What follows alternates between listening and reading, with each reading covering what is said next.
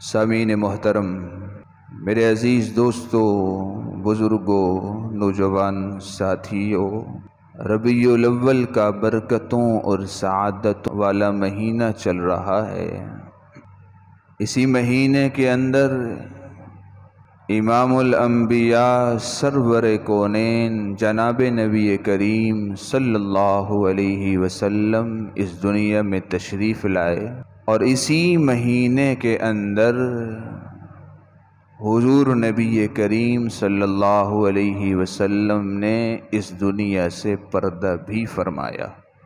ربیع کا معنی بہار، اول کا معنی پہلی، یعنی پہلی بہار۔ عرب کے ہاں جب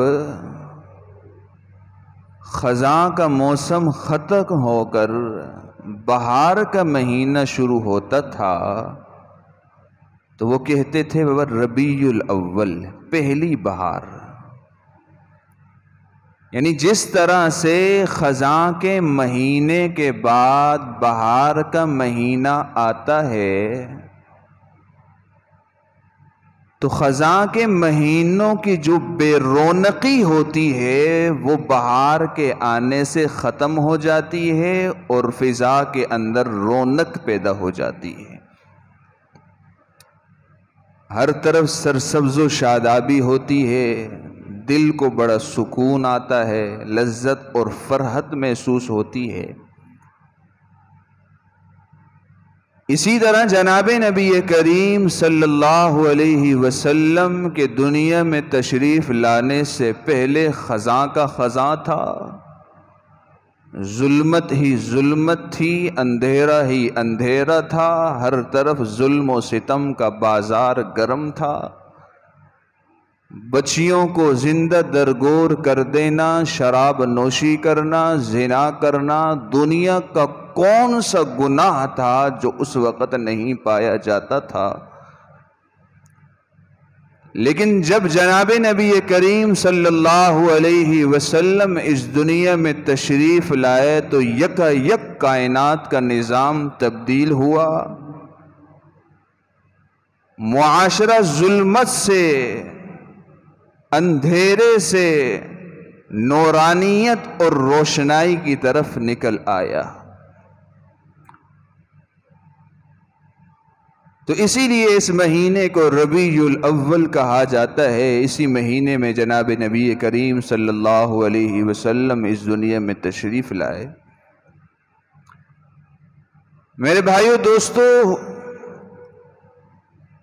آپ صلی اللہ علیہ وسلم سے محبت یہ ہر مومن کے ایمان کا حصہ ہے۔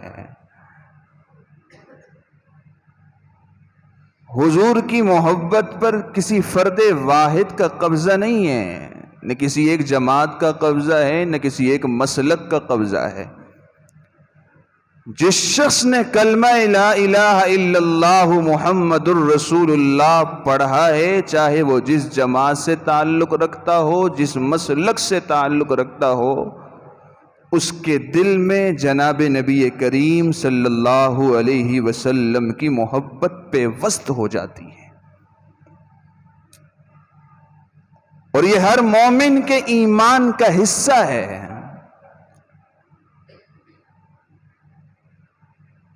دنیا کے اندر بظاہر کسی سے محبت کرنے کے جو اسباب ہیں وہ تین ہیں۔ کوئی شخص کہتا ہے نا مجھے فلاں سے محبت ہے، تو بظاہر جو اسباب ہوتے ہیں نا وہ تین ہوتے ہیں۔ تین وجہوں سے کسی سے محبت کی جاتی ہے۔ اللہ رب العزت نے حضور نبی کریم صلی اللہ علیہ وسلم کے اندر وہ تمام محبت کے اسباب جمع کر رکھے تھے۔ وہ تین اسباب کیا ہیں؟ یا تو کسی کو کسی سے محبت ہوتی ہے اس کے حسن کی وجہ سے، کہ بڑا بندہ حسین ہے، خوبصورت ہے۔ انسانی فطرت کے اندر ہے کہ حسن کے ساتھ انسان کو محبت ہو جاتی ہے۔ تو میرے نبی صلی اللہ علیہ وسلم سے بڑھ کر کوئی حسین اس کائنات میں پیدا ہی نہیں ہوا۔ حسن کی ساری حدیں حضور علیہ الصلوۃ والسلام پر آ کر ختم ہو جاتی ہیں۔ دوسری وجہ کسی سے محبت کرنے کی یہ ہوتی ہے کہ اس کے اندر کوئی کمال ہوتا ہے، کوئی ہنر ہوتا ہے، اس وجہ سے اس سے محبت کی جاتی ہے۔ بھئی آپ کو اس سے محبت کیوں ہے؟ یہ سائنسدان ہے۔ اس سے محبت کیوں ہے؟ یہ انجینئر ہے، کام بڑے اچھے کرتا ہے، کمال ہے اس کے اندر۔ دنیا کے جتنے بھی کمال ہیں وہ سارے کے سارے حضور علیہ الصلوۃ والسلام کے اندر جمع ہیں، موجود ہیں۔ اسی طرح اگر دنیا میں کسی سے محبت کی جاتی ہے تو اس کے احسان کی وجہ سے کی جاتی ہے۔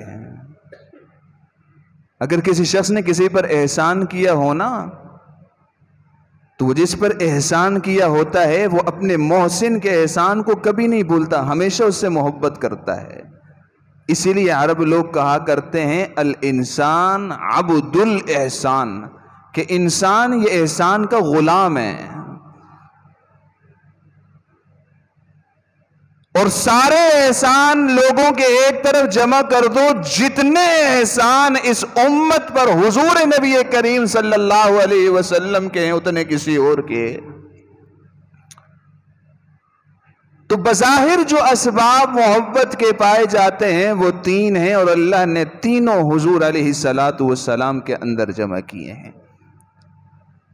تو میرے بھائیو دوستو، ماہ ربیع الاول بھی ہم سے اس بات کا تقاضا کرتا ہے کہ ہمیں دنیا میں سب سے زیادہ محبت حضور نبی کریم صلی اللہ علیہ وسلم سے ہونی چاہیے۔ اس لیے کہ حضور علیہ الصلوۃ والسلام نے ارشاد فرمایا لا یؤمن احدکم حتی اکون احب الیہ من والدہ وولدہ والناس اجمعین، تم میں سے کوئی شخص اس وقت تک کامل ایمان اور مومن نہیں ہو سکتا جب تک اس کے دل میں میری محبت والدین سے زیادہ نہیں ہو سکتی، اولاد سے زیادہ نہیں ہو سکتی، تمام لوگوں سے زیادہ نہیں ہو سکتی، اس وقت تک وہ کامل مومن نہیں ہو سکتا۔ تو ربیع الاول کے مہینہ کا بھی ہم سے یہی تقاضا ہے کہ ہم میں سب سے زیادہ محبت اپنے محسن، اپنے نبی سرور کونین جناب نبی کریم صلی اللہ علیہ وسلم سے ہونی چاہیے۔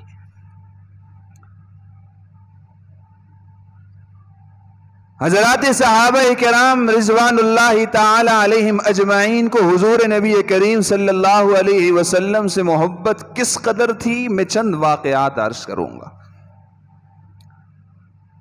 صحابہ کرام کے اندر سب سے بلند مقام اور مرتبہ جناب سیدنا صدیق اکبر رضی اللہ تعالی عنہ کا آتا ہے۔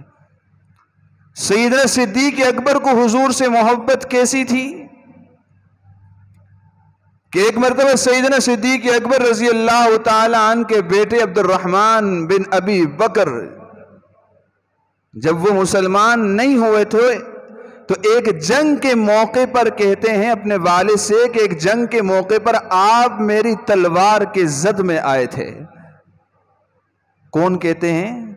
عبد الرحمن بن ابو بکر اپنے والد ابو بکر سے کہ ایک جنگ کے موقع پر آپ میری تلوار کے زد میں آئے تھے، لیکن میں نے آپ کو اس وجہ سے چھوڑ دیا کہ آپ میرے والد ہیں، میں نے رحم کھایا اور چھوڑ دیا۔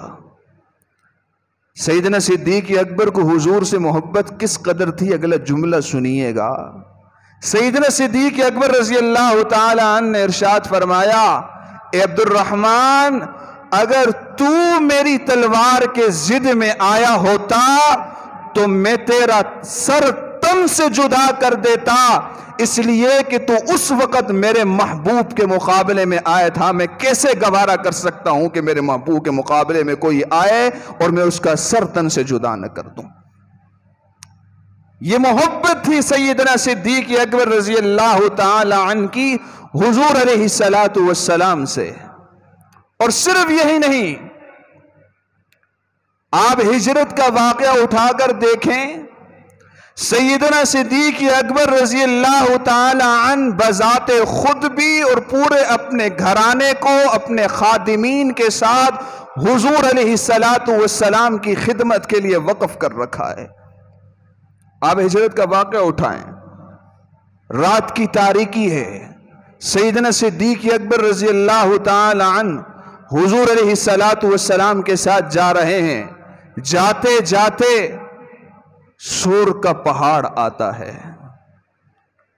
پہاڑ بڑا پتھریلا ہے، جو حضرات گئے انہوں نے دیکھا، ابھی تو پھر کچھ راستے بن گئے، اس وقت تو کوئی راستے بھی نہیں تھے۔ پہاڑ بڑا پتھریلا۔ سیدنا صدیق اکبر رضی اللہ تعالی عنہ نے حضور علیہ السلام سے فرمایا کہ اللہ کے رسول، یہ پہاڑ بڑا پتھریلا ہے، آپ اس پر چلیں گے، ہو سکتا ہے آپ کے پاؤں زخمی ہو جائیں، میرا دل یہ گوارا نہیں کرتا، آپ میرے کندھوں پر سوار ہو جائیں، آپ کو میں اپنے کندھوں پر سوار کر کے اس پہاڑ پر چڑھانا چاہتا ہوں۔ میرے مسلمان دوستو، سیدنا صدیق اکبر رضی اللہ تعالی عنہ نے حضور علیہ السلام کو اپنے کندھوں پر سوار کرا کے اس پتھریلے پہاڑ پر اوپر چڑھایا اور اوپر لے جا کر پہنچا دیا۔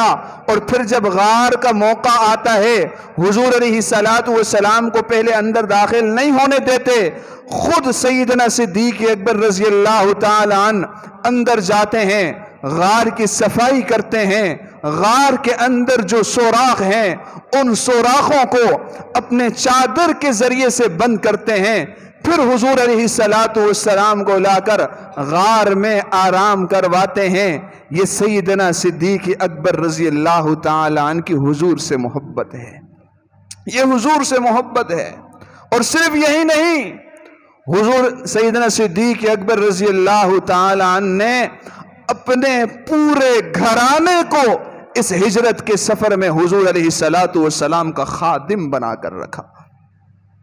حضرت اسماء رضی اللہ تعالی عنہ سیدنا صدیق اکبر کی بیٹی ہیں، اس وقت عمر صرف 8 سال ہے، بچپن ہے۔ ان کی ذمہ داری تھی کھانا لانے کی، کہ آپ نے کھانا لانا ہے۔ ایک بیٹے کی ذمہ داری لگائی کہ آپ نے دن بھر مشرکین کی باتیں سن کر رات کو ہمیں خبر دینی ہے۔ اپنے خادم سے کہا کہ بھئی آپ نے بکریاں چراتے چراتے غار کے قریب سے گزرنا ہے تاکہ تازہ دودھ لے کر ہم نوش کر سکیں۔ پورے گھرانے کو سیدنا صدیق اکبر رضی اللہ تعالیٰ عنہ نے حضور کی خدمت میں لگا دیا۔ تو حضرت ابو جہل سیدنا صدیق اکبر رضی اللہ تعالیٰ عنہ کے دروازے پر آتے ہیں، دستک دیتے ہیں۔ حضرت اسماء چھوٹی ہیں، 8 سال عمر ہے، دروازہ کھولتی ہیں۔ ابو جہل پوچھتے ہیں بتا ابو بکر کہاں ہیں تیرا ابا، اور وہ حضرت محمد وہ کہاں ہیں صلی اللہ علیہ وسلم؟ وہ کہتی ہیں مجھے تو نہیں پتا۔ کہا بتا بھائی، کہا مجھے نہیں پتا۔ کہا بتا ورنہ قتل کر دوں گا۔ کہا مجھے نہیں پتا۔ سیدنا صدیق اکبر نے اپنی اولاد کی تربیت کیسے کی تھی، حضور کی محبت کو اپنے بچوں کے دلوں میں کس طرح پیوست کیا تھا، آپ اندازہ کر سکتے ہیں۔ فرمایا نہیں بتا سکتی۔ ابو جہل نے ایک زوردار پتھر، ایک زوردار تھپڑ جو ہے نا حضرت اسماء رضی اللہ تعالی عنہ کے چہرے پر مارا۔ اسد الغابہ فی معرفت الصحابہ میں ہے کہ حضرت اسماء رضی اللہ تعالی عنہ زمین پر گرتی ہیں، پیشانی پتھر پر لگتی ہے، خون کا فوارہ پھوٹ پڑتا ہے۔ ابو جہل پھر اٹھاتے ہیں اور اٹھا کر پوچھتا ہے بتا ابو بکر کہاں ہیں، حضور کہاں ہیں؟ حضرت اسماء رضی اللہ تعالی عنہ فرماتی ہیں اے ابو جہل، تم میرے جسم سے خون کا آخری قطرہ تو نکال سکتا ہے، میری زبان سے یہ نہیں نکال سکتا کہ سیدنا صدیق اکبر کہاں ہیں اور حضور کہاں ہیں۔ میرے بھائی دوستو، کہنے کا مقصد یہ ہے کہ سیدنا صدیق اکبر کو حضور علیہ السلام سے محبت کس قدر تھی کہ اپنے اولاد کے اندر بھی حضور کی محبت کو پیدا کر دیا تھا۔ اور صرف یہی نہیں، سیدنا صدیق اکبر رضی اللہ تعالی عنہ کے بعد دوسرا نام آتا ہے سیدنا فاروق اعظم رضی اللہ تعالی عنہ کا۔ ان کو حضور سے کیسی محبت تھی؟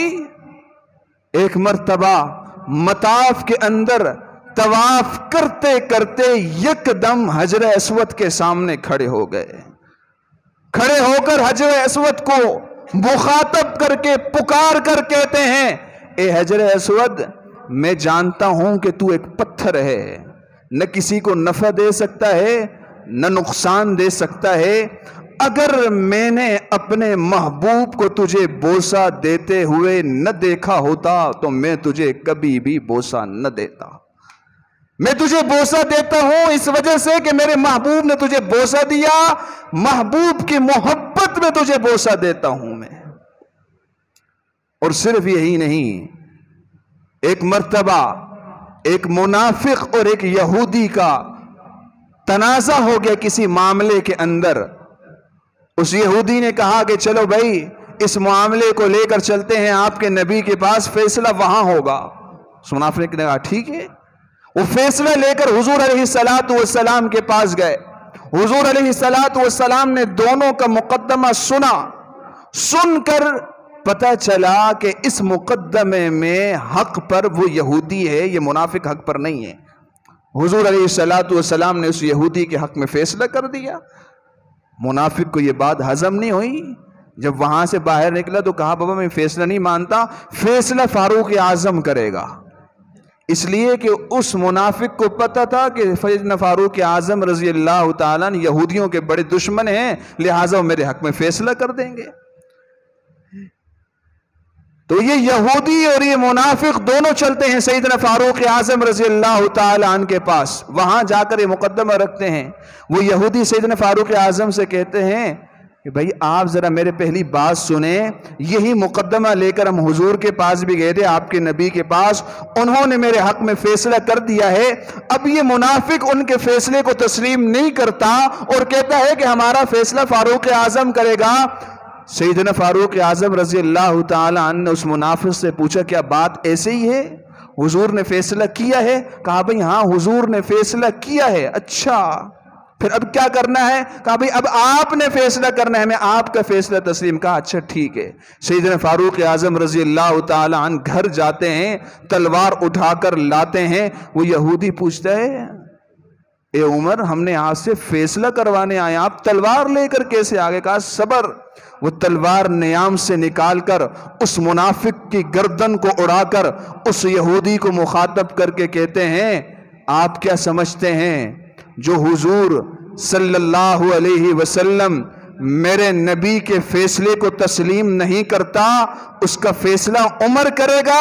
نہیں، اس کا فیصلہ عمر نہیں کرتا، اس کا فیصلہ عمر کی تلوار کرتی ہے. اس کا فیصلہ عمر کی تلوار کرتی ہے. یہ محبت ہے حضرات صحابہ کرام کی جناب نبی کریم صلی اللہ علیہ وسلم کے ساتھ. ماہ ربیع الاول کا بھی ہم سے یہ تقاضا ہے کہ جس طرح کی سچی محبت حضرات صحابہ کرام نے حضور علیہ السلام سے کی تھی، ہم بھی اسی طرح کی محبت حضور علیہ السلام سے کریں. یہ ماہ ربیع الاول کا تقاضا ہے. یہ ہے ربیع الاول کا تقاضا.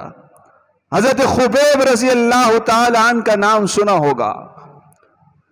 حضور سے محبت کیسی تھی واقعہ سنانے لگا ہوں. جب انہیں گرفتار کر کے کفار اپنے پاس لے گئے اور جب انہیں قتل کرنے کا ارادہ کیا تو آخری وقت میں کافروں نے حضرت خبیب سے پوچھا کہ آپ کی کیا رائے ہے کہ اگر آپ کی جگہ پر آپ کے نبی کو قتل کر لیا جائے ہم آپ کو چھوڑنے کو تیار ہیں. حضرت خبیب رضی اللہ تعالی عنہ نے جب ان کی یہ بات سنی تو جس طرح ایک بتھرا ہوا شیر دوسرے کی طرف جیسے دیکھتا ہے، حضرت خبیب رضی اللہ تعالی عنہ اس طرح اٹھے اور ان کی طرف دیکھ کر کہا تم نے کیا کہا کہ میری جگہ میرے نبی کو قتل کر دیا جائے؟ میں تو اس بات کو تسلیم نہیں کرتا کہ حضور علیہ السلام گھر سے باہر نکلے اور ان کی ایڑی میں ایک کانٹا چبھ جائے. خبیب اس بات کو تسلیم نہیں کرتا اور تم کہتے ہو کہ تمہاری جگہ پر اس نبی کو قتل کر لیا جائے. یہ کبھی بھی میں تسلیم نہیں کر سکتا. اس موقع پر ابو سفیان رضی اللہ تعالی عنہ جو مسلمان نہیں ہوئے تھے انہوں نے یہ تاریخی کلمات کہے تھے، اے لوگو، جس طرح کی محبت محمد کے ساتھیوں کو محبت سے ہے، ایسی محبت نہ آج سے پہلے میں نے دیکھی ہے، نہ آج کے بعد میں دیکھ سکتا ہوں۔ یہ محبت تھی حضرات صحابہ کرام کو حضور علیہ الصلوۃ والسلام سے۔ میرے بھائیو دوستو، غزوہ احد کا موقع تھا۔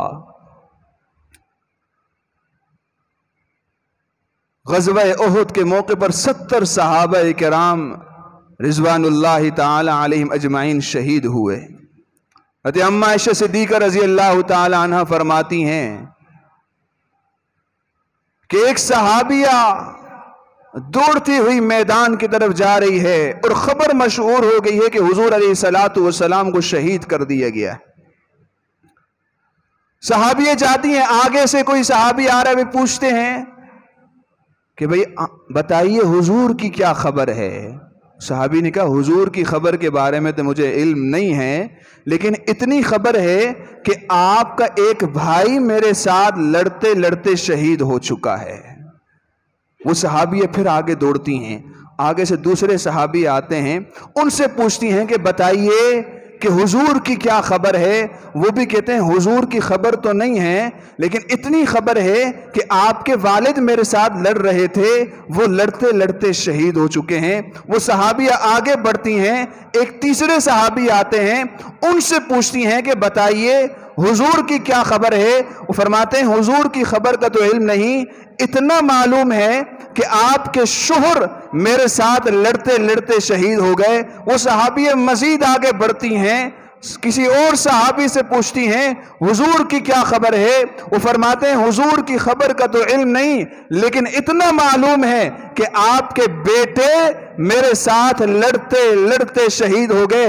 اتنے میں وہ کرتے کرتے حضور علیہ الصلوۃ والسلام کے پاس پہنچ جاتی ہیں۔ میرے مسلمان دوستو، دل پر ہاتھ رکھنا ایک عورت کے بنیادی سہارا اس دنیا کے اندر ظاہری طور پر وہ 4 رشتے ہوتے ہیں، یا تو والد ہوتا ہے، یا تو شوہر ہوتا ہے، یا تو بھائی ہوتا ہے، یا تو بیٹا ہوتا ہے۔ اس صحابیہ کو راستے کے اندر اطلاع مل رہی ہے کہ یہ چاروں سہارے تجھ سے چھن چکے ہیں، لیکن وہ ان سہاروں کے بارے میں نہیں پوچھتی۔ محبت حضور سے دیکھیے، اس کا سوال حضور ہیں۔ جب حضور علیہ الصلوۃ والسلام کے پاس پہنچتی ہیں تو حضور علیہ الصلوۃ والسلام کے چہرے پر جب نگاہ پڑتی ہے تو اس موقع پر بے ساختہ کہہ دیتی ہیں کل مصیبت بعدک جلل، اے نبی تیرے دیکھنے کے بعد ہر قسم کی مصیبت اور غم کا سہنا آسان ہے۔ ہر قسم کی مصیبت اور غم کا سہنا آسان ہے۔ یہ حضرات صحابہ کو حضور علیہ الصلوۃ والسلام سے محبت تھی۔ حضرت ام عمارہ رضی اللہ تعالی عنہ کا نام سب نے سنا ہوگا۔ یہی غزوہ احد کا موقع ہے۔ یہ اس وقت کی بات ہے جب پردے کا حکم نہیں تھا۔ یہ وہ صحابیاں ہیں کہ انہوں نے غزوہ احد میں اپنے 2 جوان بیٹوں کو بھی شریک کیا، خود بھی غزوے میں شریک تھیں۔ ایک بڑی چادر کے اندر اپنے آپ کو لپیٹا، نقاب کیا، اور 2 تلواروں سے یہ لڑا کرتی تھیں۔ حضرت ام عمارہ 2 تلواروں سے لڑا کرتی تھیں اور اپنے بیٹوں کو کہا تھا کہ آپ نے حضور کا دفاع کرنا ہے، حضور کی حفاظت کرنی ہے۔ جنگ چل رہی ہے، چلتے چلتے ایک دشمن نے آ کر ان کے ایک بیٹے پر وار کیا، سینے سے لے کر پیٹ تک سارا کا سارا حصہ چاک کر دیا، پھاڑ دیا، زخمی کر دیا۔ کسی نے آواز لگائی اے ام عمارہ تیرے بیٹے کو انتہائی زخمی کر دیا گیا ہے۔ یہ عورت آتی ہیں، یہ صحابیہ آتی ہیں، آ کر اپنے بیٹے کو اٹھاتی ہیں اور کپڑے کے ذریعے سے ان کے زخم کو باندھتی ہیں اور کھڑا کرتی ہیں اور بولتی ہیں بیٹا اسی دن کے لیے میں نے آپ کو دودھ پلایا تھا، کھڑے ہو جاؤ اور حضور علیہ الصلوۃ والسلام کا دفاع کرو۔ کھڑا کرتی ہیں اور دوبارہ سے مقابلہ شروع ہوتا ہے۔ وہی دشمن گھوم کر پھر آتا ہے، حضرت ام عمارہ رضی اللہ تعالی عنہ کے پیٹھ پیچھے سے اس صحابیہ پر حملہ کرتا ہے، بازو پر حملہ کیا جاتا ہے، کاٹ دیا جاتا ہے، صرف آخر کا چمڑا لٹک رہا ہوتا ہے، یہ اس پر کپڑا باندھتی ہیں، جنگ ختم ہوتی ہے، دونوں حضور نبی کریم صلی اللہ علیہ وسلم کے پاس آتے ہیں۔ حضور علیہ السلام کی جب نگاہ اپنے ان دو صحابہ اور صحابیات پر پڑتی ہے تو آنکھوں سے آنسو نکلنا شروع ہو جاتے ہیں کہ کس قدر تکلیف انہوں نے میری خاطر اٹھائی ہے۔ لیکن اس موقع پر حضرت ام عمارہ رضی اللہ تعالی عنہ حضور سے فرماتی ہیں، اللہ کے رسول دعا کیجئے، ہم آپ سے صرف یہ چاہتے ہیں کہ جس طرح اس دنیا میں آپ کی صحبت اور رفاقت ہمیں حاصل ہے، کل قیامت کے دن جنت میں بھی ایسی ہی رفاقت اور صحبت ہمیں حاصل ہو جائے۔ میرے بھائیو دوستو، یہ حضرات صحابہ کرام رضوان اللہ تعالی علیہم اجمعین ہیں کہ جنہوں نے اپنی جانیں حضور کی محبت میں لٹا دی، اپنا مال حضور کی محبت میں لٹا دیا، اپنی اولادیں حضور کی محبت میں لٹا دی۔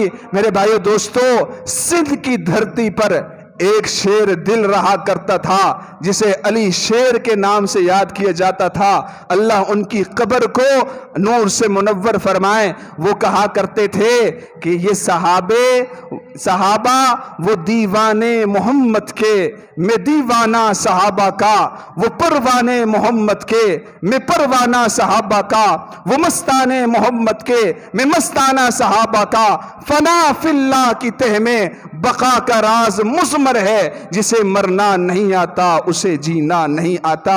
یہ حضرات صحابہ کرام ہیں کہ ساری زندگی حضور علیہ السلام سے محبت کر کے آخر میں جان بھی حضور کی محبت کی خاطر دے کر چلے گئے۔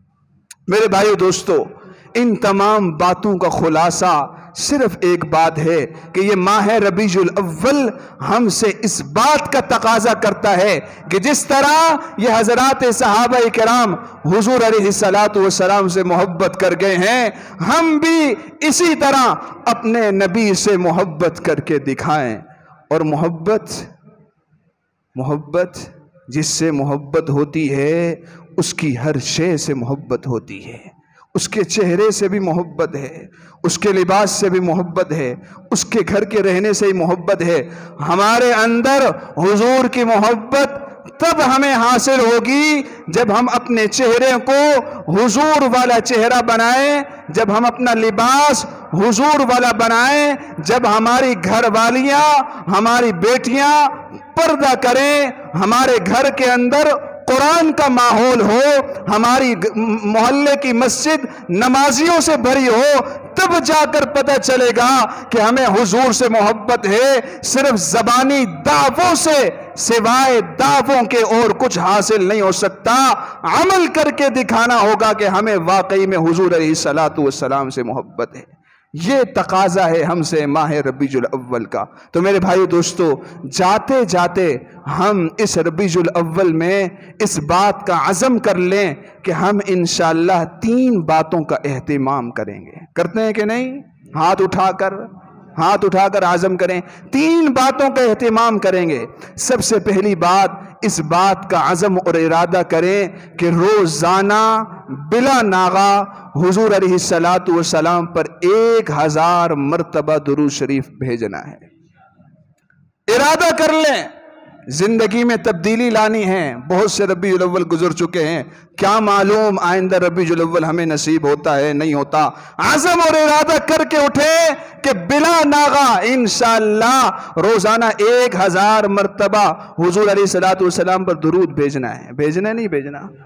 دوسرے نمبر پر اس بات کا عزم اور ارادہ کر لیں کہ دین محمدی کی حفاظت بھی کرنی ہے، اسے عام بھی کرنا ہے۔ حضرات صحابہ کرام رضوان اللہ تعالی علیہم اجمعین کی ناموس کی حفاظت بھی کرنی ہے، یہ دوسری بات ہے، اس کا بھی عزم اور ارادہ کر لیں۔ دین محمدی کی حفاظت بھی کرنی ہے، اس کو آگے پہنچانے کی جد و جہد بھی کرنی ہے، اور حضرات صحابہ کرام رضوان اللہ تعالی علیہم اجمعین کے ناموس کی چوکیداری بھی کرنی ہے، یہ دوسرا کام ہے۔ ہاتھ اٹھا کر عزم اور ارادہ کر لیں کہ انشاءاللہ یہ کام کرنا ہے۔ تیسرا کام میرے بھائیو دوستو، ربیع الاول کے مہینے میں اس بات کا عزم اور ارادہ کر لیں کہ انشاءاللہ حضور علیہ السلام کی سیرت کا مطالعہ کرنا ہے، حضور کی سیرت کا مطالعہ کرنا ہے، تاکہ ہمیں پتہ تو چلے کہ ہمارے نبی نے زندگی کس طرح گزاری۔ ہم نبی والی زندگی اس وقت گزار سکیں گے جب ہمیں معلوم ہوگا حضور نے مسجد میں زندگی کس طرح گزاری، گھر میں کس طرح گزاری، بازار میں کس طرح گزاری، بچوں کے ساتھ کس طرح گزاری، بڑوں کے ساتھ کس طرح گزاری۔ یہ ہمیں ویسے تو معلوم نہیں ہو سکتی، یہ تب معلوم ہوگی جب حضور کی سیرت کا مطالعہ کریں گے۔ میرے بھائیو دوستو، آج کے اس پورے کی پوری مجلس کا خلاصہ یہ 3 باتیں ہیں۔ اللہ تعالی ہم سب کو عمل کرنے کی توفیق نصیب فرمائے۔ وآخر دعوانا الحمدللہ رب العالمین۔